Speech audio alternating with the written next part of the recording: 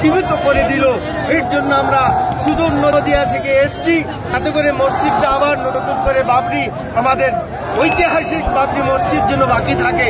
আজকে দলদাস হয়ে যে সমস্ত নেতা নেত্রীগুলা রয়েছে তাদের মুখে আজকে ঝামা ঘষতে এসছি যে মমতা ব্যানার্জি এটাও জেনে নেক যে বাবরি মসজিদের জন্য আজকে হুমায়ুন কবিরকে সাসপেন্ড হতে হলো।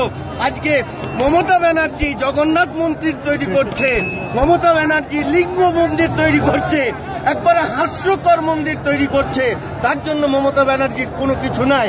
আজকে হুমায়ুন কবির, আজকে বাবরি মসজিদ, হুমায়ুন কবির জিন্দাবাদ, তাকে আজকে সাসপেন্ড করা হয়েছে।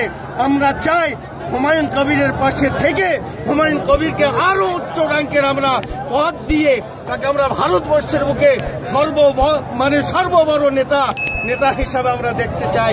আজকে এই বাবরি মসজিদ আল্লাহর ঘর।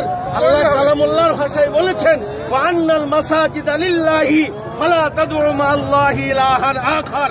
মসজিদ আল্লাহর জন্যই বানানো হয়, আর সেখানে ইবাদত করাই হয়, সেখানে অন্য কোনো কিছু হয় না। আর এটা